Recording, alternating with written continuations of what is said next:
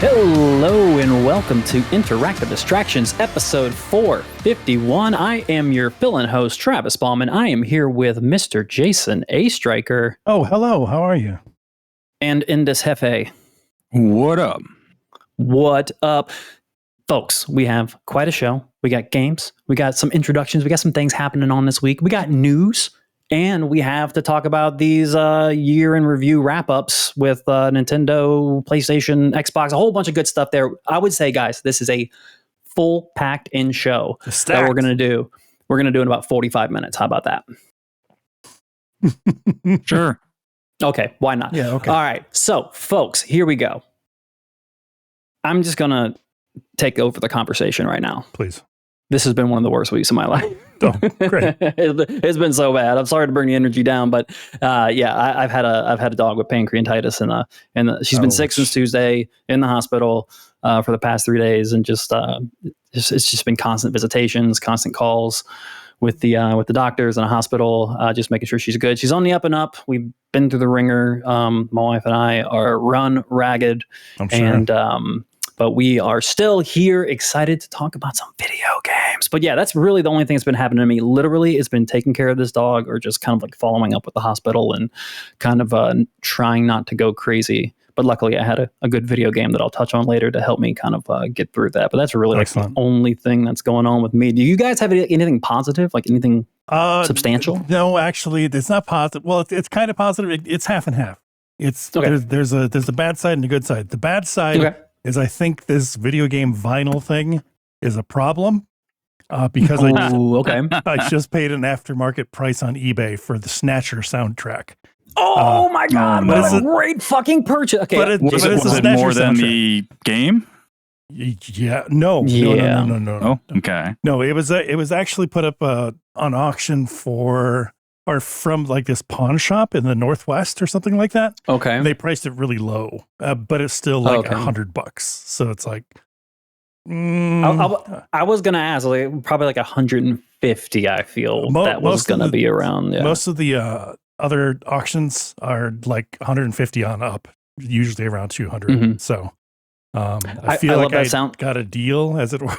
Yeah, no, I think so. I love that soundtrack, and I love that game, and you're one of the only people that I know in existence that have played that game. Oh, I love the show. Aside from me. I loved it. It was so good. Mr. all the time and just listen to it. It's great. It's really great. It's really great. I actually almost sent you a link, but I was like, I'm not going to feed the beast. Oh, no. But there was a full jazz record of the entire Super Mario World soundtrack. Wow. Fully in jazz, and there's snippets of it online, and it is gorgeous. Is this a new thing? Like an unavailable thing? I think it's pretty old, and I think it might be Japan only, because like the lowest price you're going to find is around 250, 300. And I'm like, I'm not going to send Jason off to like basically the StubHub of fucking vinyl video games. Like, I'm not going to do that. So yeah, but that's. I see where you're getting at. It is a fun hobby, and then you realize that you just spent way too much money on something. Yep, that was the only one that I paid that much for. Everything else I've gotten like on sale with Black Friday deals and whatnot. But yeah, this is the one that I paid the most for. Yeah, you have vinyls, like you have them in their sleeve, and you have ones that just slide in like a bookcase. But then you have a couple of those vinyls that you turn that bitch open. Shit, yeah. That's a showcase vinyl. That Snatcher one. Flip it around. Yeah, you don't hide that one. You turn it and you let everyone know that. That'll be the one facing out for everybody to see. Yes, I agree. Well, that's good. I think that's all good news, man. Yeah. What about Geoff? What you up to? So this week I had my yearly review at work, and didn't know what to expect from it. Well, I expected more. Like I did the review, and in terms of like my work ethic, that's fine. There's no problem with that. But I guess I didn't consider I barely worked this year, that my bonus was going to be shitty. So it was quite a bit lower than I thought, and I was kind of bummed out. I'm like, well, you kind of like expect something. You kind of, you pre-buy shit in your mind, and you're like, oh yeah, I'm going to grab this. And then you're like, oh, I'm not doing that. Wow. Okay. That's a thing. Yeah. And then my my direct boss was like, "Hey, let's do a meeting on Friday at like 10 a.m. Let's do it over like video. I just want to get kind of more organized. Let's like spitball, see what we can do." So I was like, "Yeah, sure, it's fine." But then he also involved his boss, like our sales manager, and she was like, "Well, I'd rather do these in person. So if you guys can come downtown," I'm like, "Oh God, now I gotta go into an office and do this meeting." So I go there. It was fine. 10 a.m. We're done by like 11. And then I'm like, but then, then things went on the up and up. My boss like, "Hey, listen, Eugene's also, he's here right now and he's part of our team." He's like, "Let's grab him, go get some lunch." And he's like, "Fuck it. Let's take the rest of the day off and let's go to Rec Room. I'll buy you guys lunch and pay for the game." So Rec Room's basically like Dave and Buster's. Yeah. So I'm like, you know what? Yeah, I'm okay. My job's all right. I'm like, so that's what we did in the afternoon. We Not bad. played video games, skee ball, and air hockey, and had some tacos, and yeah, it was a good time. It was a good way to end the week. Yeah. I don't want to freak you out, Geoff, but in December of last year, when I was employed, I had a Christmas party at our actual Dave and Buster's, and then like 7 days later, I was unemployed. So I'm just saying. Damn it! Well, if you jinx me, then yeah, save your money. Well, I didn't get any. So. Oh, that's right. You didn't get it. Yeah. All right. Okay. Jason had good news, and I'm proud of that. But me and Geoff had shitty news, so we are like not batting too strong for positive news. So let's just go straight into games, guys. Let's get into the good stuff. Let's get to the games. Okay. And Jason, what's blowing your mind, man? Fighting games. Once again, they're back. I don't know if you knew, but I didn't see that. I didn't see this coming. No. So Tekken 8 has a demo out on PlayStation right now. It's going to be out on PC and Xbox on the 21st.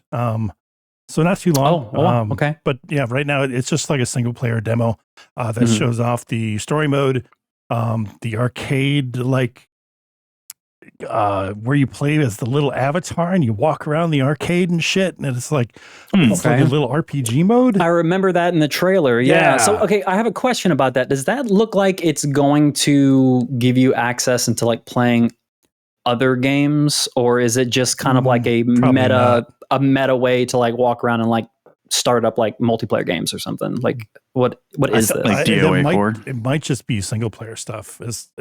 From what I've seen so far. I don't know for sure. But in the arcades, they have other cabinets for Tekken machines and other Namco stuff, which is kind of cool. So it's got a good vibe to it. It's fun. It's whimsical. I like it. Tekken's always been kind of out there though, with like all their mini games and stuff. Like Tekken Bowl they had a legit bowling game. One of my favorite back in the day. Little side games. Yeah, it was really, really fun. And Tekken Ball is coming back. Anyone? Oh, I remember that. Yes. What is You'll that? basically dodgeball with a ball. Yep. It's kind of like a volleyball, but you play it like dodgeball. I guess you're batting it back and forth. Back and forth. Yeah, it's super fun and it looks cool. And you're controlling characters like on the court, like back and forth. Like, wow, that's pretty cool. Yeah, I didn't know all this stuff existed. That sounds pretty rad. What was that? Was that 3 or was that after 3? I want to say 3. Okay. Damn. Yeah, that stuff was super fun. The story mode, just as batshit, like over the top as Tekken always is, if not more so. One of the dudes launches off a car, like a ramp, and drives up a building, and then in midair spins around and throws his motorcycle at a helicopter and knocks the helicopter down. It slowly comes to the ground, and then fucking Kazuya walks out. It's anime as fuck. Yeah, it's a Resident Evil 6 cutscene, is what it is. Sure. That's what it sounds like. So how's like the gameplay, combat? Gameplay is really good. It's the best that Tekken's ever looked. Good. It's just like more fidelity, I guess. If you look back at Tekken 7, that still looked pretty good. But yeah, this is just like a step up fidelity wise. But that's really about it. Like all the did you play any of the online? No. Any multiplayer? I don't think there is. There's local. Oh, is it just single player stuff right now? I think so, yeah. Is this one of those demos where they basically just give you an hour of the full game and it shuts off? Or pretty much, yeah. Okay. You get the first chapter of the story mode, and then a couple hours of the RPG mode, the little chibi dudes running around. and then they give you local play and maybe training. I'm not sure. Mhm. But yeah, that's out right now. Go check it out, please. Seems pretty rad. Yeah, Tekken's going to be. Is that going to be day one for you on the 21st? Yep. It's going to be a stacked month between that and Uni 2 or Other Night is coming out in January as well. So Jesus Christ. It's not slowing down. I mean, it's a little bit of a lull, but like, man, January, February, we're back at it, boys. Got to get a job. Got to get that job, boy. I'm still playing shit that came out like this week. Right. Granblue versus Rising, which is the follow-up to Granblue versus. This is like the expanded kind of sequel, kind of major DLC. When Granblue first came out, it was right before COVID. They had shitty online. There were only 11 characters, and it was kind of a very basic game. And it didn't really resonate that well with the community, I don't think. That or COVID killed it. I'm not sure. But they're back, and they've got like all the characters that they released during that time and added 4 new ones. So I think the roster's up to like 28 now, which is a shit ton of people. And most of these people are new to me. And like looking through the roster and checking everyone out, there's like at least 5 characters that I'm interested in playing, which is pretty significant. So I've been looking at videos and stuff and how to get better, just beginner guides and shit like that. But I've been playing the single player stuff for the most part. And it's your typical RPG, JRPG kind of fare. A character, silhouettes, come in on the sides and there's text. Yep. A little bit of voice. The Persona fighting games were very similar with that kind of story-based. Yeah. And then the combat is just like kind of like a beat 'em up of sorts. You've got enemies coming in from both sides of the screen. You've got to that's fun. Kick their asses, and then you get boss fights and such. But it's okay. It is what it is. But they've added a Fall Guys mode called Granblue. Okay. So you take your little chibi avatar that's used for like the online lobbies, and you play Fall Guys essentially. Like you go through a course that's trying to knock you off and stuff, and you're trying not to fall off, and you're running through gears and shit. It's ridiculous. That's fun.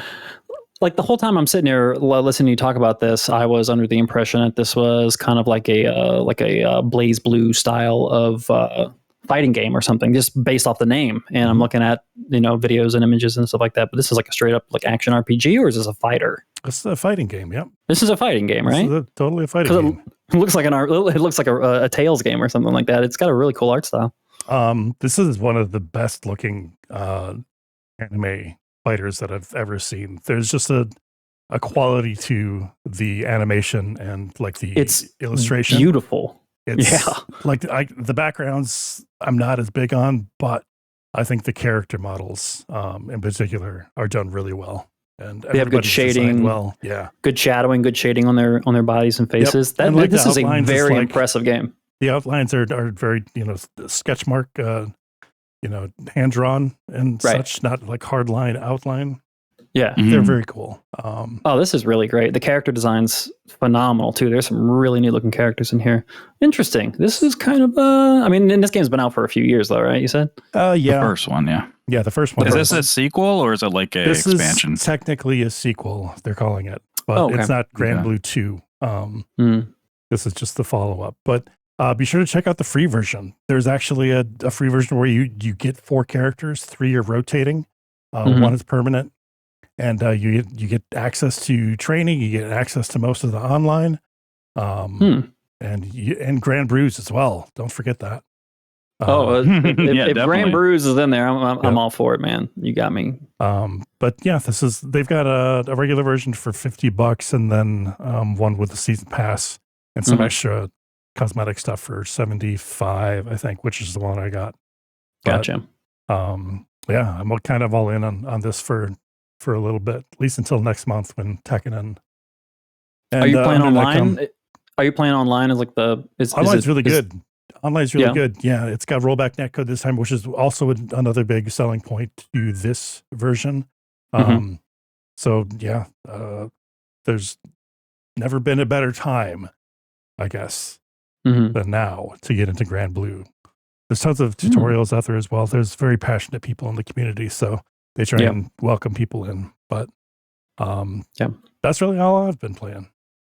Sounds good. Yeah. I haven't been playing too much, a little bit of Far Cry 6, but I mean, that game's just super, super old. So, I mean, it's good. It's great. Again, empty calories. It's what I want, especially with a week like this. It's been a super big help to just kind of like turn my brain off and just go collect shit in this humongous map. It's been great. It's been really, really good. Nice. But the big game I've been playing, and my God, let me just roll this back. All right, let's backtrack and rewind to the Game Awards. The God of War Valhalla trailer comes out. Oh yeah. And it's announced. They had 2 announcements. 1, it's free DLC. 2, it's available today. Shadow dropped. It was a big announcement. I came off feeling very, very lackluster. When I hear free DLC, it's very difficult, I think for good reason, to be excited about that. Because when I hear free DLC, I think of developers fixing shit that they fucked up. I think of Mass Effect 3. Away I think stuff that cut. Yeah. Right. But I'm going to tell you, if Cyberpunk won Best Ongoing Game, fuck that. If that's the criteria, God of War Ragnarok should have won Best Ongoing Game, because the Valhalla DLC is fire. It blew away every single expectation I had about this DLC. I did not expect much. Yeah, you and then I saw a random TikTok of someone just going, you need to play the Valhalla DLC. I'm not going to say anything, but just play the Valhalla DLC. Do it right now. It's free. Go play it right now. And I was like, okay, I'm going to do it. And I did it. I couldn't be more happy. They just made the most amazing piece of free content. Super addictive, very, very fun. Such a surprise for it to be so narratively strong. It feels like it has a place in Kratos' grand story, not just, I mean, it is just a very small tour de force of understanding and accepting your life, and understanding that, like, you know, your perception of things and what you were doing and the mistakes you made based on those perceptions. Like, what can you do to be better than that? What can you do to be better, even if you're called to do the same thing that you did before? How can I trust myself to do this right this time? And in the span of, depending on what difficulty you're on, probably 8 to 15 hours of free content, you're going to get that story, and you're going to get such an addictive combat loop. And what Sony Santa Monica basically did, they were like, hey, look, people love Hades. Hades was a stellar game. Let's make some free content with that as kind of like our model. So you have the roguelite gameplay. If you're familiar with it, you know exactly what you're expecting. But if you're not familiar with it, you basically go on multiple runs of the same maps over and over again. These aren't procedurally generated, but for free DLC, I kind of wasn't expecting that. Sure. So you have about 9 or 10 set maps, but each map is littered with unlockables that later on, when you get your permanent upgrades, that you can start unlocking things and buying keys to expand your map and stuff like that. But overall, they took what, like the basic blueprint of Hades, and they said, we're going to make that, but with God of War gameplay. And It is spectacular. It is super addictive, man. I beat it in one day. Okay. I have a lot of, like I said, I have a lot of stuff going on, and I needed to take my mind off of it. And it was 4 a.m. last night. I looked over at the clock, and I said, one more fucking run. Yeah. and that's the game, dude. Like, that is the game. And you're just constantly going through the same cycle over and over again. And every time they do it, just like Hades, they're just like giving you all this information and new story beats, and they bring back so much. Like, I feel like they've tried to bring back stuff from Kratos' past to make Kratos feel feelings and stuff. It is done. It's never been done better. Geoff, I know you have a lot of reverence for the old school of War. They put so much respect and nods to that generation of God of War. Oh yeah, I've been playing it too, and I've already seen a couple of those. It's so great what they've done. It is so fantastic. So yeah, you've been playing it. So like, what's you're early. So what's your thought process? Just beat like I guess the first boss character, Mm-hmm. and then that's right after that's actually one of these throwbacks to the previous games, which I don't know how that's going to fall on people who haven't played the previous games, but you're losing out on some. It's not especially at least the but first one that I have. It's like if I had not have played the first three, like the canon 3, I don't know, like it wouldn't have really meant much to me at all. But because I did, I was like, oh, that's cool. I was like, that's pretty cool. Yeah. But I liked it. I do not like roguelites. I usually I played Hades, never beat it. I played Dead Cells, never beat it. But those are the two that at least got their hooks into me to put like a lot of hours into, like over 20 or 30 for each. And I just suck at them. But this one got its hooks in me pretty early, like pretty quick. Yeah, once I kind of understood what it was going for, and they change it up enough each run, like immediately. Like I couldn't get into Returnal because I didn't see the like it's super. I never got to a part where it got a hook into me. It's not even about it being twitch. I'm just talking about like not the gameplay of Returnal, just like the environments and everything were too samey for too long. Like I didn't play it for that long, and it didn't have enough to kind of make it be like, okay, well, I don't want to put more into this. And this immediately, I was kind of like, okay, I kind of see what they're going for here. But yeah, I'm not too far. I beat that first boss character, and then and you're getting a taste. Yeah, you which can. Is good. And you're getting a taste of like that story, the story beats and stuff like that, and they get heavier and heavier and better. So you're in for a treat, man. I think you're really gonna love the final product once it's all said and done. Yeah, I was with you, man. I was not even gonna play it, to be honest with you. Me neither. I was like, I don't like roguelites, and I was like, it's probably just a throwaway thing. But I saw so much buzz around it lately. I'm just like, okay. Yeah, I got it. It's amazing, Geoff. There's a couple of things that I'll state that I love that I also love about it. One, I don't think I've ever felt like I've mastered the controls of God of War than I have with this mode, because your first treasure chest that you pick up, because the first treasure chest you pick up, you're essentially picking what weapon you're going to focus on, and it's going to be your blades, your spear, or your axe. And your weapon upgrades and your special move upgrades are all going to be based around this initial path that you start. They will throw in extra special abilities for other weapons, but you're mostly going to get based off of that weapon that you're picking. And I'm just going to be honest with you, if you guys just want to fire through it, stick with the blades of chaos. Just stick with those. They're probably the strongest thing in a game for this mode. So that's my tool tip right there for you. And the other thing that I really wanted to say to finish it off is you kind of like took it from me, Geoff, but I think that if a person has felt too intimidated by roguelites, or maybe you tried one and you weren't a fan, I think this is one to try to see if, because it's almost roguelite light. It's a small piece of what I want. Like there better be a realm in God of War 3 that is this. There has to be. Like it's too good. It's too damn good. And they usually do have like a battle arena planet where it's just you do nothing but fight. So this has to be in the next game. Like I'm sorry, it would be a net loss.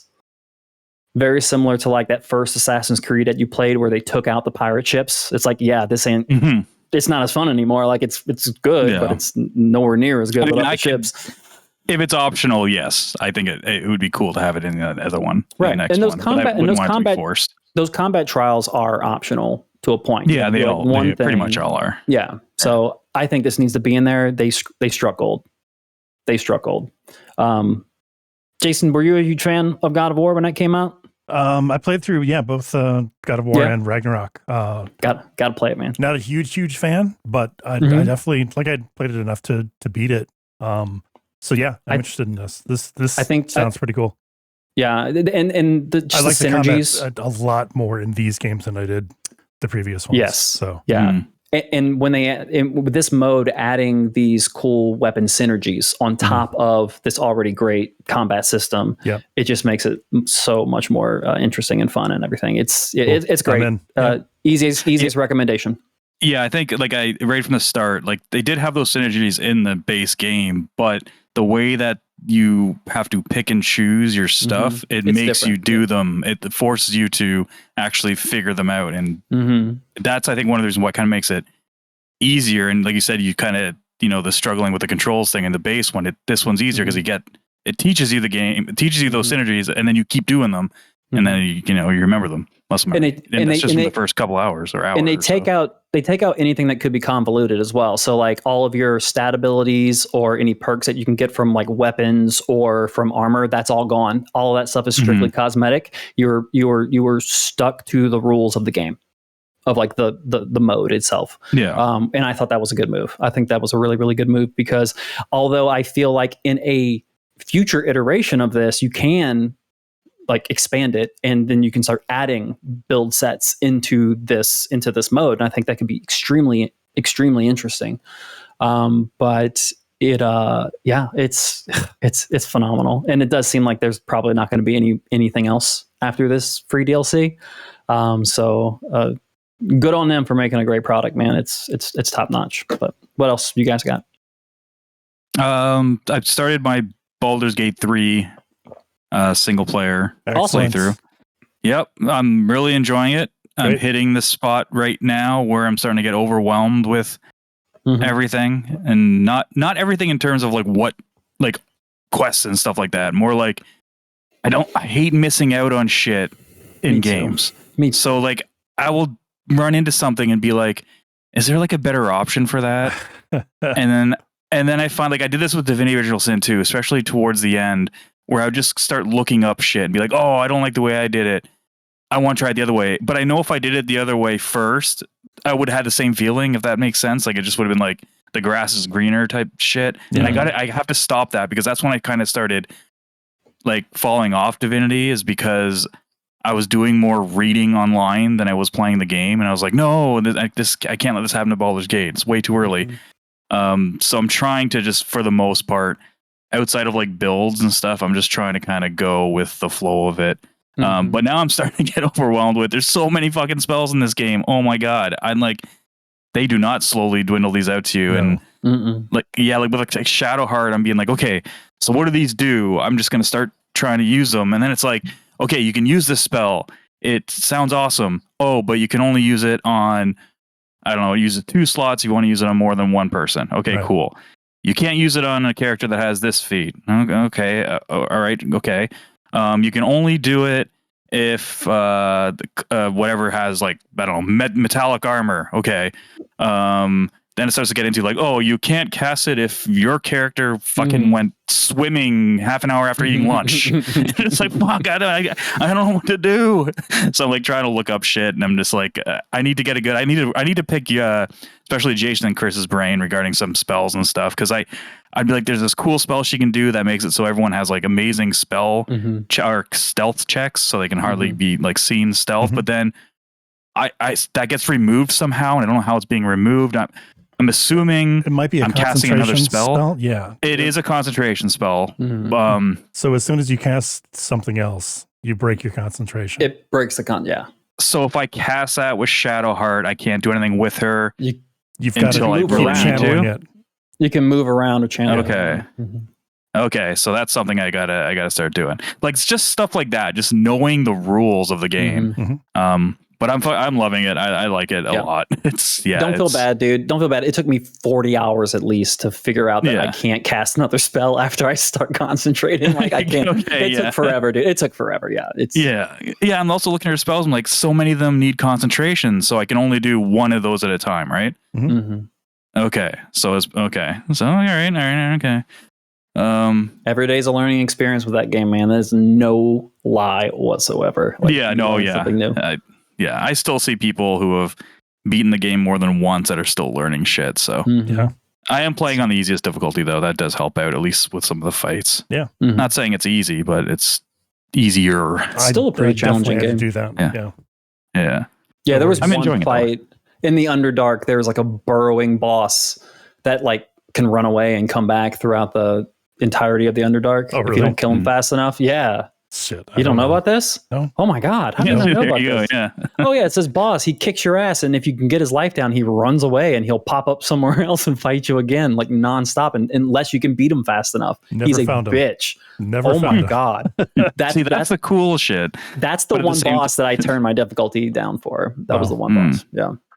Huh. Nice. But that's it, man. Those are the only two. And I wouldn't have played Valhalla if it wasn't for you talking about it the last couple of days. So like I was interested in it, but I'm like, no, I need to play it before we record because I want something else because we've talked about so much Baldur's Gate. But yeah, Baldur's Gate's great. Very good. All right. Anything else, gentlemen? Oh man. I don't think so. Just fighting games. I hear you. Isn't life good sometimes? Just fighting games. Just fighting games. Yeah. Them's fighting games. But we also have them's news stories. So Geoff, why don't you float some news our way? It's not all good news for some people who are looking for a certain kind of game. Naughty Dog officially came out, I believe yesterday, or it might have been 2 days ago at this point. They canceled Factions, their Last of Us multiplayer game. Hell yeah. That's been in the works for a while. Yeah, unless there's people that are impacted by it, like their jobs. Yeah. Then that sucks. But yeah. I mean, I'm all for canceling stuff that is garbage. Like if it's not good and it's not affecting jobs, cancel it.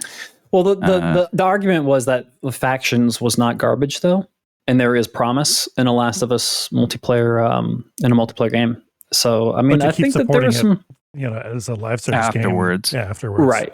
Yeah, exactly. Would take up a lot of resources. I would, and I just want them. I just want them to make part 3. Let's be real. Yeah, like I empathize with. I'm sure there are developers that were really passionate about this project that are super bummed that something they've been working hard on is not going to come to fruition. That does objectively suck. I feel for that. But as a consumer, an individual consumer that can only speak for himself, just make Last of Us 3, and we'll all be happy. This is my thing though. Is Last of Us had multiplayer, and it was great. A lot of people liked it. I think those are the main people that want this one. Yes, I think I think Naughty Dog didn't really want this to be a games as a service to begin with. That was a Sony's call because they're leaning more towards that recently. Well, I don't understand why they couldn't just, unless it was so ingrained in games as a service, something like Gotham Knights was, where they couldn't go back on it. Why they couldn't just release it as a standalone multiplayer and just not have microtransactions? Because if the game was fun and people who played the first one are the people that are really looking forward to this, right? I don't see why they would need to scrap the entire thing. I don't know, because there's a lot of multiplayer games that don't have that stuff. So yeah, that's disappointing. I personally don't care just because I don't really play multiplayer stuff anymore unless it's co-op. It's very, very rare. So, but that sucks for people who are looking forward to it. But yeah, put those resources back into the single player stuff because that's where their bread is buttered. Well, luckily there is no more discussion about cancellations because I cannot talk about video game industry and cancellations. No, and if it was going on and they wanted to reveal more of these games, they could just do it at E3, right? Do it at E3. E3, yeah. No, E3 is permanently canceled. It is donezo. I legit thought it was done like last year. I thought it was too. I did too. Yeah. Yeah. But the ESA came. Sorry, go ahead. I remember their statement from last year, and they did say that they were going to come back in 2020. 2024. Okay. So it looked grim, but yeah, they didn't officially cancel it. But they are now. They are done. They've come out and said, yeah, we're not doing this. So it's been 28 years. I think I wrote down the stats, but yeah, the first one was 28 years ago, and it was a long run. Yeah. Jason, you got to go. Chris, we got to go as Indus. I didn't go, but you and Chris went with a listener at the time, and you've been to more than one, maybe. Yeah. Do you like them? Do you miss them? Do you want to go back? Yeah, they're a big spectacle. I definitely miss the times that I was able to just like free roam and check shit out, and see people that I haven't seen in a while. But at the same time, holy shit, were they a lot of work? Like that first time I went with Game Informer and trying to attend all the conferences and live stream them before live streaming was a big thing. That was a nightmare, especially with just one person and one backpack. Oh, when I went and joined you guys, How big was that backpack? It was huge. It was huge. Were you like fucking Death Stranding type shit, like walking around with the? Totally, I can see that. Yep. Yeah, I think people take it for granted when they're watching like these like little simple, E3 streams and everything. But I remember going. I mean, I already knew like how much work it goes into like even running a small live show like Indus, and it was a lot of work by itself. But like when I went to the Giant Bomb, what was it, like night 3? Sure. And it was like an after party or something like that. You guys' setup was like very, very, very, very complicated, and you guys were extremely busy as well. So like it was nuts in down. there. It used to be like twice the equipment. Oh wow! But I got it down to like one road case, which is we used to have 2, but yeah, you guys had a lot of shit set up there, but it was impressive, and but it was fun. It was a really.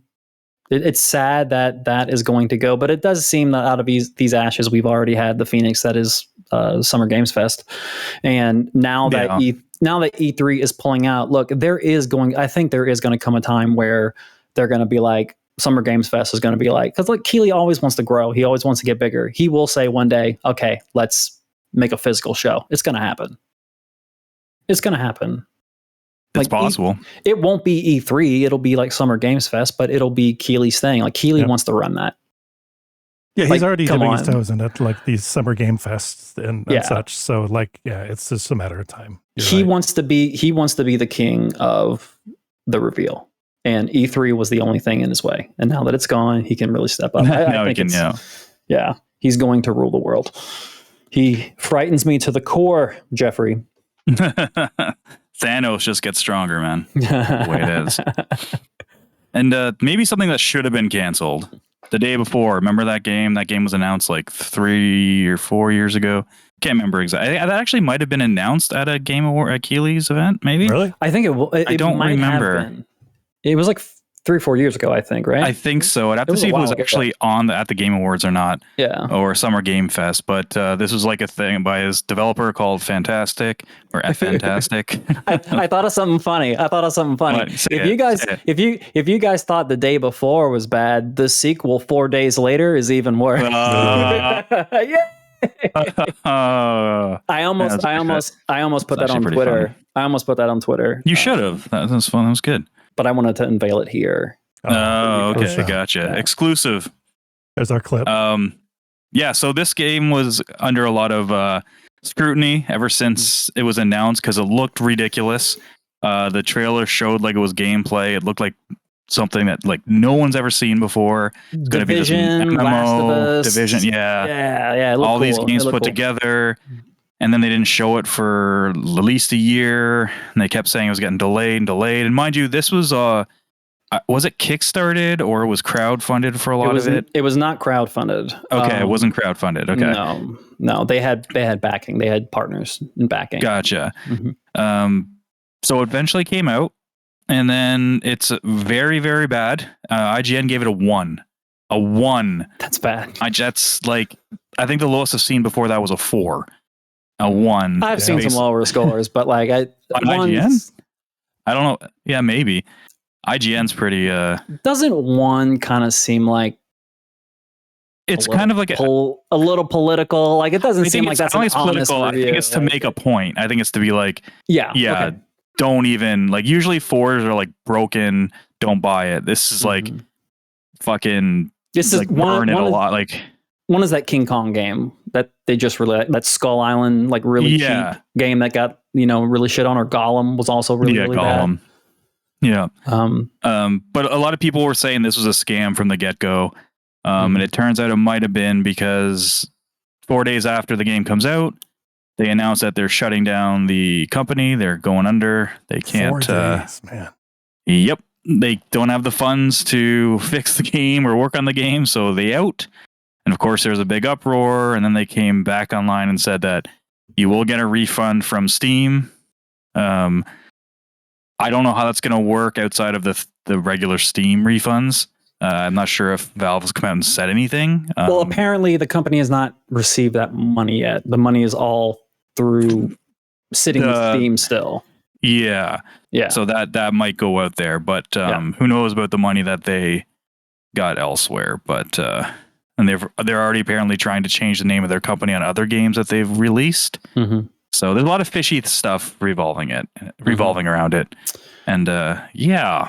Didn't they tweet out "shit happens"?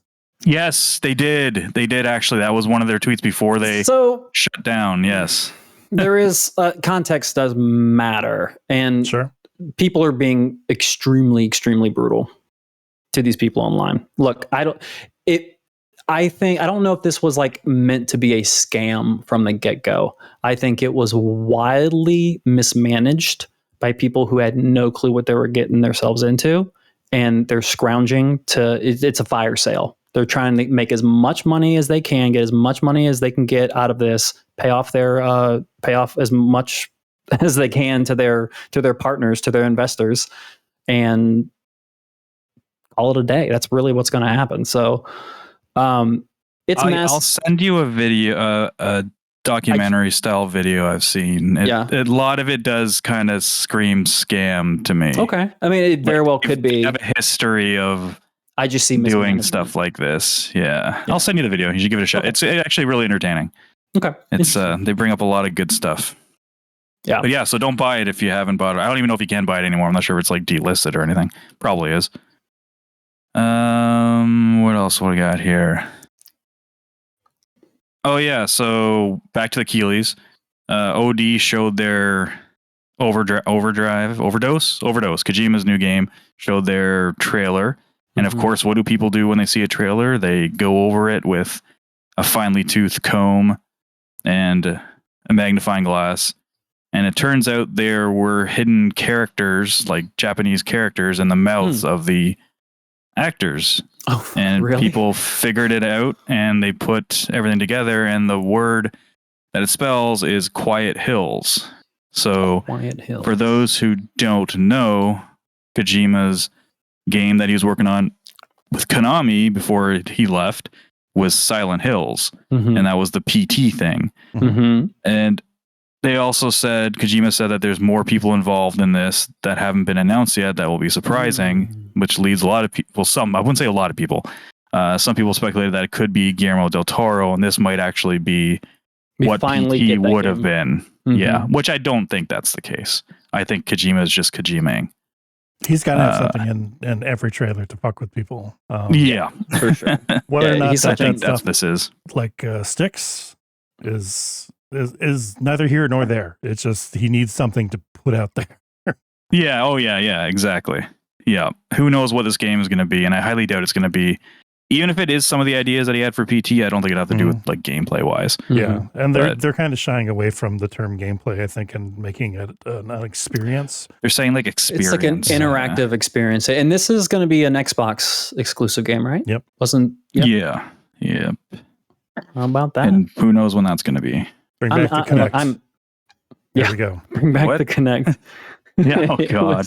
What was the kid's name? What was the kid who Miles?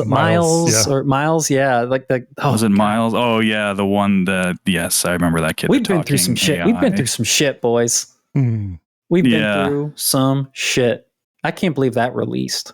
That actually came out. That was a product. No, that game never came out. No, the Kinect. The Kinect. Oh, the Kinect came out. Dude, it sold Kinect. What's it called? Is like the second highest 360 game selling 360 game. Kinect Sports. Yeah. Whichever one came with it. Yeah, that's insane to me. But I was working at GameStop at the time, and those Kinects they flew off the ships, man. I couldn't turn people away enough. I was like, no, don't do this.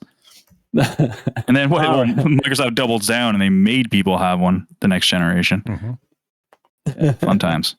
All right. Well, let's talk about this generation, specifically this year in games, because boys, we had some year in reviews wrapped up. Obviously, Spotify does their yearly review, and now everyone else needs to do it. And I was actually shocked at how many freaking people did. I got a 2023 wrap up for my Experian account. Wow! For my credit score, app. That's awesome. And how'd you do? Pretty good. All right, good stuff. How many hours did you spend? What? Oh, every day, every waking hour of my life, I put the money. I don't know what I'm saying. I was just trying to go for a goof. Anyway, wrap-ups for Sony PlayStation. Gentlemen, do you have these pulled up? I got mine here somewhere, and I've got a lot of them because I'm spread out. Now, is there a Steam one? Let's see. I don't know. Is there? I'm not sure if there is a Steam one. I wouldn't know because I wouldn't have checked. I feel like they should. I haven't seen any. Year in review helps and tips. The year actually has to finish. What? No. Oh, okay. So they're waiting until... That's just somebody commenting, I think. Yeah. Oh. Year in review. Oh. Yeah, so I feel like I'm getting short-shifted. I feel like I'm getting short-shifted on my hours because I got a whole month of gaming that could be going to these totals. Yeah, that's true. Not officially over yet. And Christmas still needs to happen. Santa could have some games under that tree. Yeah. You never know.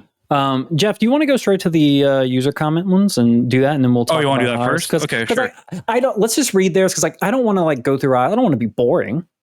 I just want to talk about. You only played one console. You played your PlayStation.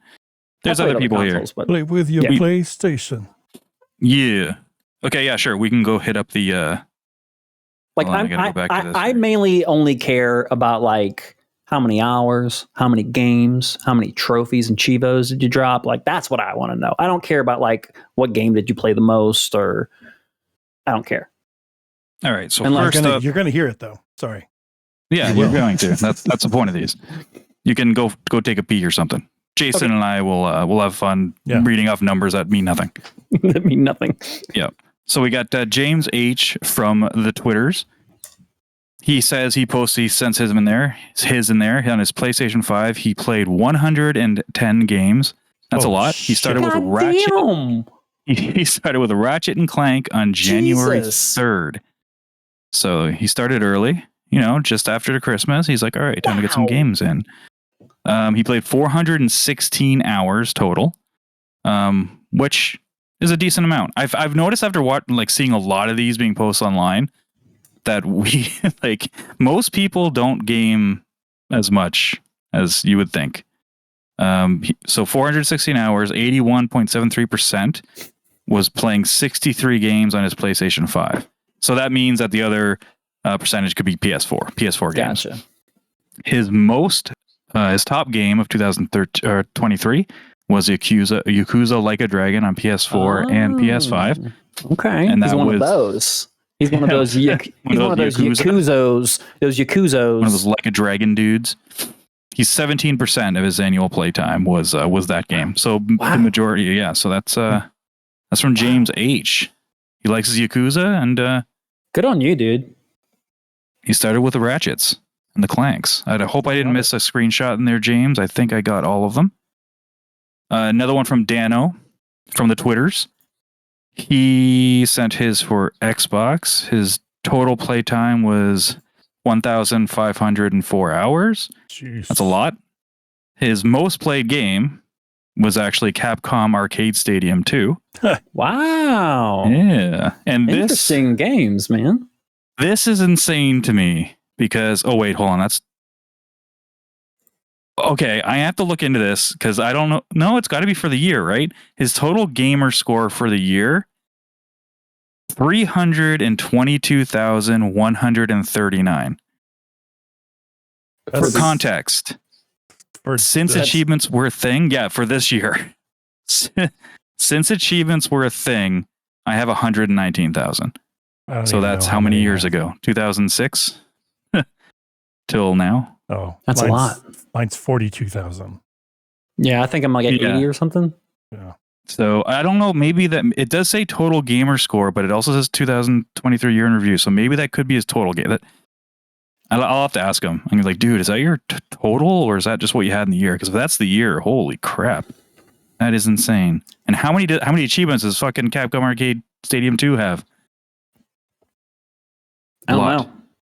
1,000 points worth. When I'm going through the Xbox year in review, they only give a lifetime gamer score, not the. Oh, okay. So it is lifetime. That's that has to be lifetime. There's no way. Whew. Yeah, that's because 1,500 hours, 300. That's that's a lot of achievements per minute. If that was the case, so I'm honored to have you hardcore bastards listen to our show, man. Good on you guys for all these. That's impressive. Insane. Man. I love it. Rev Cameron Abbott from the Twitters sent his in as well. He has one here for PlayStation 5, and his number one game was Elden Ring, PS4 and PS5. It was 167 hours. Good man. 11 trophies. Played it late, but it's okay. Well, he could have played it before.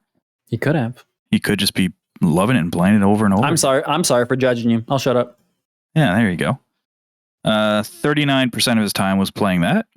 2 Final Fantasy was Final Fantasy 16, Star Wars Jedi Survivor, Armored Core, and Cyberpunk. He also sent one in for his Xbox. He has 282 hours. Most played game Starfield. Doesn't say the hours for Starfield, just most played game. And his Switch just has a picture of Legend of Zelda Tears of the Kingdom. Yep. Which I have a feeling that's going to be pretty standard. Pretty standard. Yeah. Yeah. Thank you, Rev. We have Ari O'Neill. She sends one in. Ari! This is for her Switch. Let's see, what's the best one to start with here? So 30 games, total games. 454 hours. Number one game was Tears of the Kingdom. Gaming trends. Action was 41%. I'll just go, you know what? I'll just do the biggest one for her was action, which is 41%. Second was adventure with 37%. And most played games, Zelda, Fire Emblem Engage, and Metroid Prime Remastered. And I gotta play that. I gotta play that Prime Remastered. I can't believe I slept. It's good. I liked it. And most played month was May with 191 hours. It's gonna be May. Thank you, Ari. Seamus, he has one in here for first one is the Xbox, and total time 359.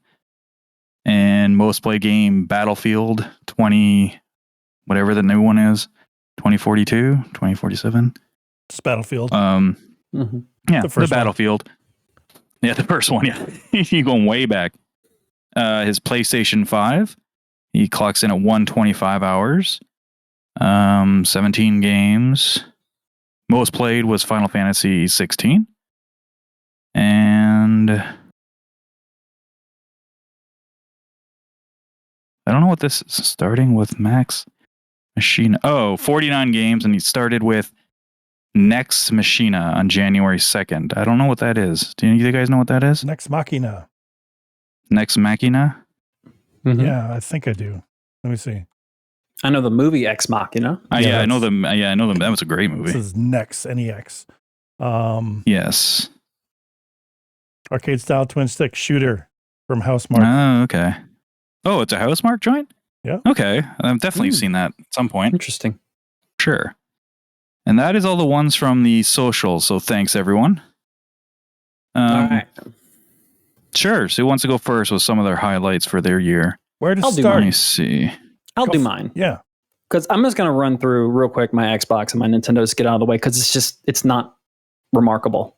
I have 200 hours on my Xbox. That is all of Starfield and Dead Space, the remake. That's the only thing I think I played on. There may be something I've messed around with playing with like a co-op game with Melissa for a few hours, but other than that, it has been so. Oh yeah, I just had that co-op joint with her with what was that PlayStation? Unraveled? Oh, Unravel was PlayStation. Never mind. So no, yeah, just those two games on Xbox and on Nintendo. It was this was the year actually I played Chained Echoes, so I played 80 hours of that, and also about 120, 130 hours of Tears of the Kingdom, like everyone else and their mama did. So really, the majority of my gaming was, like Geoff said earlier, was on PlayStation. And I'm assuming that we're just going to go through ours, just like run through ours. Yeah, just like whatever highlights you want to point out that are like, hey. Gentlemen, I played 43 games on PlayStation. My first game was Final Fantasy VII Intergrade. I will list them all. Every one of them. My top fives in terms of game time played. Diablo 4, 233 hours. Final Fantasy 16 with 118, Lies of P with 83, Hogwarts Legacy up there with 64. I forgot that came out this year, like completely. And then Baldur's Gate, I'm still at 64, but I'm at the end of Act 2, so there's more to play there. Moving on, I'm a thrill seeker. I don't really know what that means. Like, who cares? Let's You drink Mountain Dew at 3 o'clock in the morning so you can get your last run. Here's the list of all the months, and I'm not going to go through all the months and everything like that, but hours played, I think, is probably the most interesting. And right now, it's looking like November is nope, it's June. May was actually pretty. Does it tell you what you played most in that month? It does, and the main game was Diablo 4. Okay. And then Diablo 4 was the main game. It was the main game for July as well. So June and July is the only game on my list that it was one game for 2 months, which impressive. Impressive for that game. Moving on, I think this thing loads so freaking slow. Oh, Thrill Seekers is basically all the Souls-likes that I played on PlayStation this year. That's what it is. So I played 1,172 hours. 91% of my game time playing 34 specific games on PlayStation 5. That just goes to show the type of year that we had. 91% of my time was playing these 34 games. So, wow, that's really, really impressive. I'm not going through that whole list, but that's pretty much it. So 1,174 hours, 200 on another console to it. So I'm looking at close to 1,600 hours of gaming this year. That's a lot. That's been a lot. The magic that you can unravel when you're unemployed for an entire year. Ladies and gentlemen. Yep. Facts. It's the secret. It's the secret. That helped with mine. Yeah, for sure. Yeah, for sure. That's pretty much it. Oh, and I have 555 trophies this year. I'm proud of myself. How about that? Okay, that's it. That's it for me. That's as interesting as I'm going to get. I got a few here. Yeah. Do you want to start with your Nintendo one? Yeah, let me do the Nintendo one. Unistrike, welcome to your year in review. Mm-hmm. All right, year in review. Let's see. You played 20. There's an active timer or clock ticking. 24 total games, 80 total hours. I imagine that was. Look at that. Tears of the Kingdom. Also, Super Mario Brothers Wonder. Of course. And then a few hours of Mario Kart. How much time did you have on Wonder in order to beat it? 20 hours, 18 hours, I think. 19 hours, it says. That's not bad. And not bad. So, well, there's probably a couple hours of me playing after the fact. So, most played in May. What was my favorite game? Zelda. Mm-hmm. Yeah. I got 50 gold points. Okay. That's Nintendo. Oh, gold points. Yep. About 100 hours. Xbox. Total time, 214 hours. Total game, 77. Wow. Games you played. Look at you. Street Fighter 6, Starfield, Monster Hunter Rise. A lot. So Monster Hunter Rise. Nice. Yeah, it's just, I started over from scratch when I lost my job. And I went into like a 2-week hibernation period where I just played Monster Hunter from the start. So I put in looks like 60 hours. He's not lying. I actually tried to get in touch with him, and he went dark. Yep. I didn't hear from him for like a month. Only 26 hours of Diablo. Okay. Looks like Griffin played 23 hours of Minecraft. I'm going to have to talk to him about that. Yeah, Griffin played 20-something hours of Minecraft. He steals my account. That's really about it. PlayStation. Let's see. My big hitters of 2023. Street Fighter 6, 211 hours. Makes sense. Griffin played Dreams for 74 hours. Man. What? Yeah. 74 hours? He had to have left logged in then. Yeah. A couple times. That's impressive. Yeah. Good on you, kid. Final Fantasy 16 was 55 hours. And then like Mortal Kombat and Spider-Man. What else we got? My gaming style is brawler. Ooh. I guess fighting. Yeah, I guess I would probably lump that in there. I spend 58% of my time taking names and chewing gum, and I'm all out of gum. Next category, please. What does that mean? I don't know. Like you're playing 56% of your games fighting? Like fighting games? I guess so. Let's see. Stuff that involve throwing feet. Sure. I played 502 hours. Spent 84% playing 22 games. 502 hours. Oh, I can thank Griffin for some of that. 74 hours. That's They got anything else for me? I got 8 digital collectibles. I had like 15. Damn. What do those things do? I don't fucking know. I think there's like I've never even heard of them. I think there's like an IKEA bookshelf thing that's on the PlayStation app that you can like put those things that you earn on like your it's worthless. Then they don't have one for Steam, so I don't know what my total is. That's probably your number one, I'm assuming. Probably. The assumption is the year isn't over yet, but we have not confirmed nor denied that. Yep.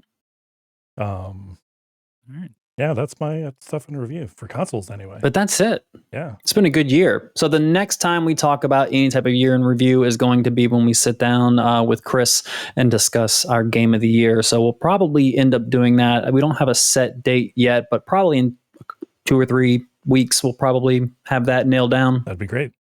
Probably soon. So we'll be looking forward to that. But if in the meantime, if you have enjoyed the show, folks, don't forget. So I guess I'm not going to go. Oh, you're not going to go? You haven't gone yet. No. You know, I always fuck up at some point, right?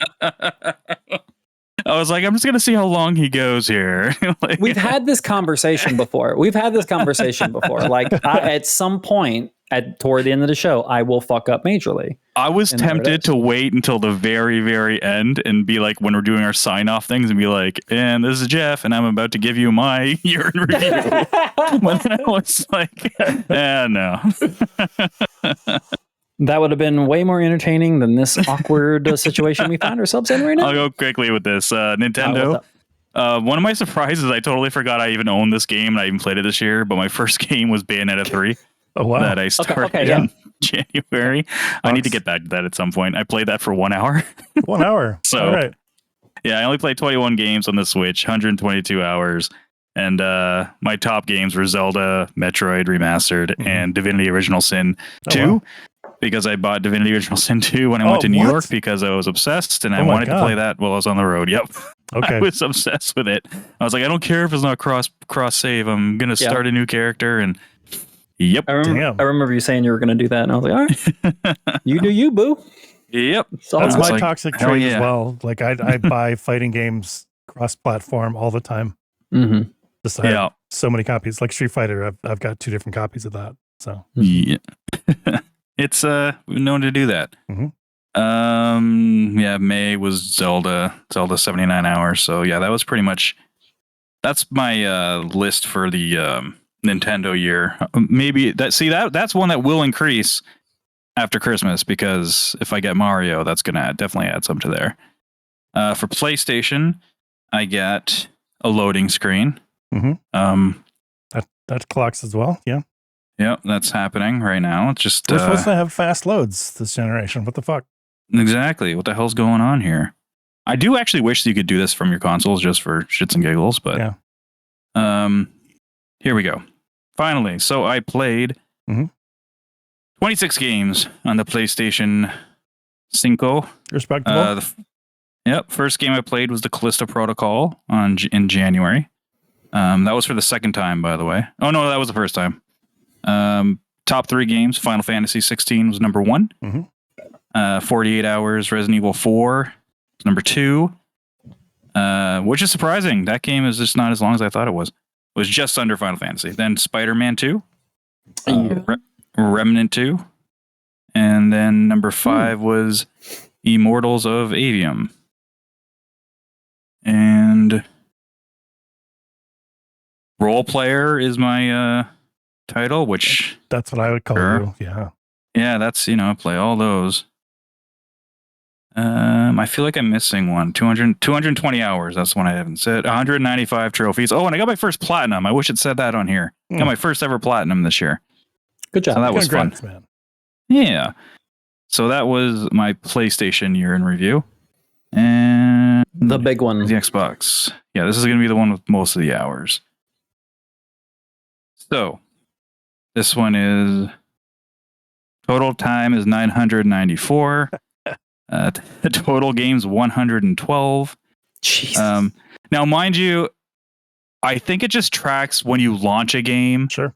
And I have a habit on every console. Well, more so Switch because I'm on the road, like a mobile, and I don't know what I'm going to play. I do the same thing on Xbox, where I'll load something up, and after like 5 minutes, I don't want to play it. So, Jeff, are you falsifying your? Are you falsifying your numbers just to? Make I it am, because I keep track of the games that I finish and that I start every year, and it's not 112. So it's definitely not that.